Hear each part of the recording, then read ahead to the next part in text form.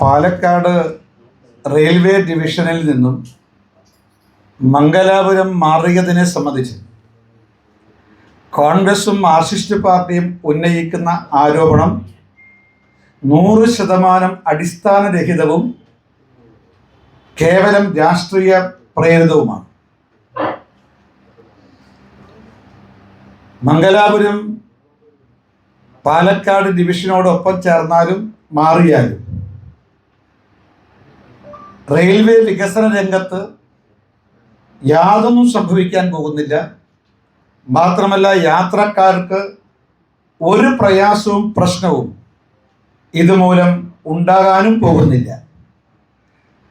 കഴിഞ്ഞ 12 വർഷക്കാലം മോദി സർക്കാരിൻ്റെ ഭരണത്തിന് കീഴിൽ കേരളത്തിലും പ്രത്യേകിച്ച് പാലക്കാട് ഡിവിഷനിലും വികസന രംഗത്ത് വിസ്മയകരമായ വിപ്ലവമാണ് നടന്നിട്ടുള്ളത്. അത് മറയ്ക്കാനുള്ള കോൺഗ്രസിൻ്റെയും CPM-ൻ്റെയും ആസൂത്രിതമായ നീക്കത്തിൻ്റെ ഭാഗമാണ് ഇന്ന് പുതിയ വ്യാജ പ്രചരണം. കോൺഗ്രസും CPM-ഉം സംയുക്തമായും കേന്ദ്രം ഭരിച്ചപ്പോൾ കേരളത്തിൽ റെയിൽവേ വികസനത്തിന് ലഭിച്ചത് തുച്ഛമായ തുകയാണ്.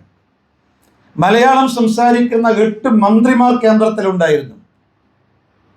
അത് ഇന്നത്തെ കോൺഗ്രസ് നേതാക്കളും MP-മാരുമായിട്ടുള്ള KC വേണുഗോപാൽ, കൊടിക്കുന്നിൽ സുരേഷ്, ശശി തരൂർ, അതുപോലെ തന്നെ അന്ന് പ്രഗത്ഭരായിട്ടുള്ള ശ്രീമാൻ AK ആന്റണിയും ശ്രീമാൻ വയലാരവി ക്യാബിനറ്റ് മന്ത്രിമാരായിരുന്നു. മറ്റ് 6 പേർ E അഹമ്മദ് ഉൾപ്പെടെയുള്ള, മുല്ലപ്പള്ളി രാമചന്ദ്രൻ ഉൾപ്പെടെയുള്ള കേരളത്തിലെ കോൺഗ്രസിൻ്റെയും ഘടകകക്ഷികളുടെയും അധികായന്മാരായിട്ടുള്ള 8 പേർ കേന്ദ്രത്തിലുണ്ടായിട്ടും ഈ സംസ്ഥാനത്ത് കേന്ദ്രത്തിൻ്റെതായ ഒരു മൂത്രപ്പുര പോലും പണിയാൻ ഈ 8 പേർക്കും കഴിഞ്ഞിട്ടില്ല.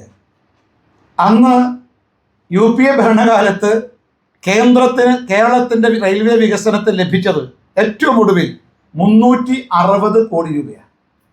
എന്നാൽ ഈ കഴിഞ്ഞ വർഷം കേരളത്തിൻ്റെ റെയിൽവേ വികസനത്തിന് വേണ്ടി നരേന്ദ്രമോദി സർക്കാർ അനുവദിച്ചതും 3300 കോടിയാണ്. UPA ഭരണകാലത്ത് പാലക്കാട് ഡിവിഷനിൽ വികസനത്തിനായി ലഭിച്ചത് കോൺഗ്രസും മാർക്സിസ്റ്റ് പാർട്ടിയും സംയുക്തമായി കേന്ദ്രം ഭരിച്ചപ്പോൾ കേരളത്തിന് മൊത്തം ലഭിച്ചത് 360 കോടി രൂപ. പാലക്കാട് ഡിവിഷന് മാത്രം ലഭിച്ചത് 160 കോടി രൂപ. എന്നാൽ നരേന്ദ്രമോദി സർക്കാർ കേരളത്തിന് മൊത്തമായി 3300 കോടിയും പാലക്കാട് ഡിവിഷന് മാത്രമായിട്ട് 1600 കോടി രൂപയും വികസന രംഗത്ത് ചെലവഴിച്ചിട്ടുണ്ട്.